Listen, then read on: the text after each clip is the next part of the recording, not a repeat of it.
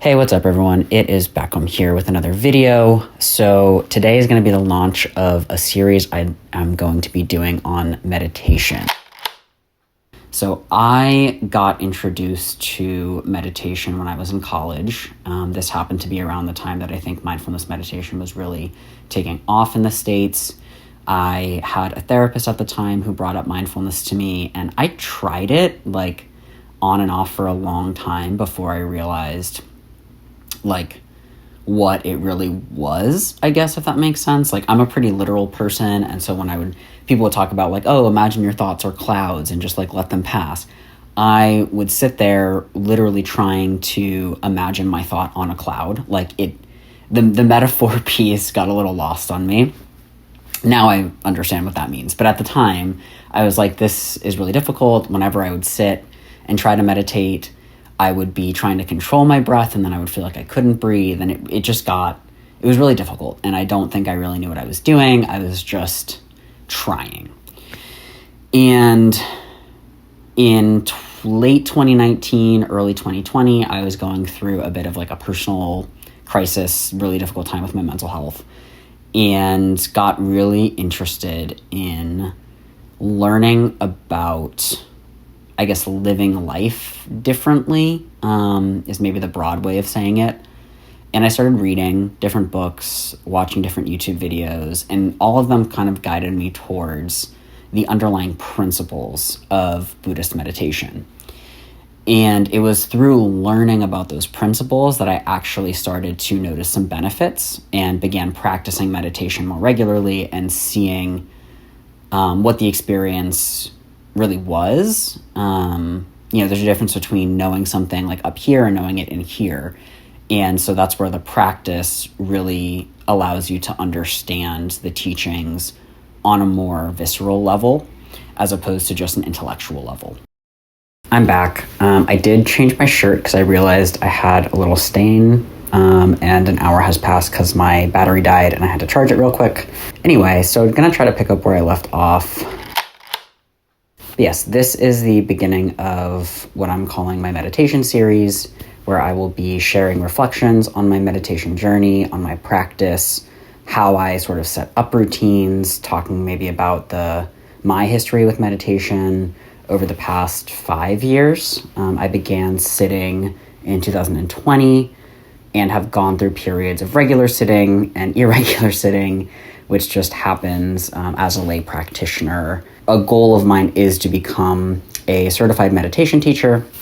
And in order to do that, there are some pretty rigorous standards. So I do need to have a daily sit for a minimum of 2 years.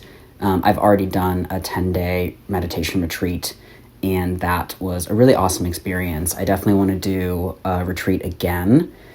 And what's really nice about them, I can talk more about retreats if people have questions or are interested in what that experience was like, and sort of where to go for them and how to find them, at least in the States, because there are many all over the world. So if you aren't in the States, I don't have as much information on that. But if you want to share, if you've ever done one abroad, then please share in the comments below.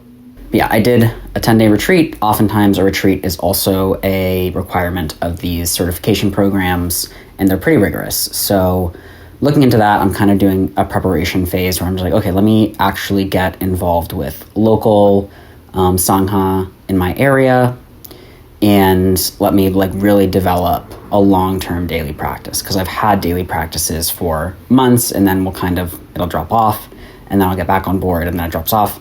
So really trying to build that consistency for myself. At the moment, I have a 60-day daily sit streak. I use the app Insight Timer. This isn't sponsored or anything. I just enjoy the app. It's something that when I was looking for meditation apps, I know there are ones that are popular like Headspace. I'm trying to think of other ones. I can always like type them here that are maybe more popular in the pop culture space. I don't know if that's necessarily fair to say, but maybe more mainstream. The Insight Timer has a free version and a paid version. I used the free version for a long time. I did decide to pay for it. From what I remember, it was like $20 for the year. So for me, it was worth it because it gives you access to a wider library of guided meditations and talks. They let you sort of track your meditation. You can also literally use a timer and pick like the bells you want, so you don't have to do a guided meditation at all. You can just set it up to kind of automate a starting timer, a starting bell, and then an ending bell for yourself, which I really like about it. So that's my personal plug for Insight Timer. But yeah, the premise of this series is essentially to share some of my journey. If you're interested in meditation, I'm hoping that this series will inspire you to sit or might give you some things to think about, a different perspective. I am planning on going to an in-person sit today, which I won't be able to record in the center just because of respect reasons, and you're not supposed to have cell phones on and out when you're in there. I'm not going to bring my camera in for this. It's, the purpose is to be fully present for the meditation, right? Like mindfulness is about cultivating presence and awareness. And so to bring in a camera and be filming kind of defeats the purpose of going for a meditation sit. Part of this channel and part of me making this content is to encourage people to kind of join local community in whatever way that looks like for them. And I'm doing that by doing it myself. And so going to these in-person events and in-person sits is something I've been telling myself I would do or should do for a long time.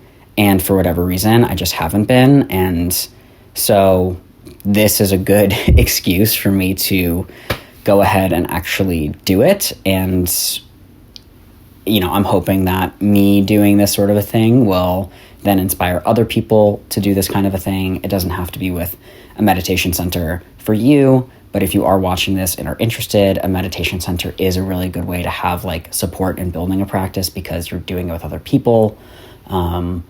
And it just makes it feel a little better, and you can ask questions, and there are teachers. I didn't start that way. I started completely on my own. I was listening to podcasts and reading books, but it was a much more isolated experience for me. So putting myself out there and hoping that maybe this will encourage you guys to put yourself out there as well, to join community, to start a meditation practice if you want to. And yeah, I'm excited to show you my journey and to kind of invite you on board with me. I will see you later. Bye.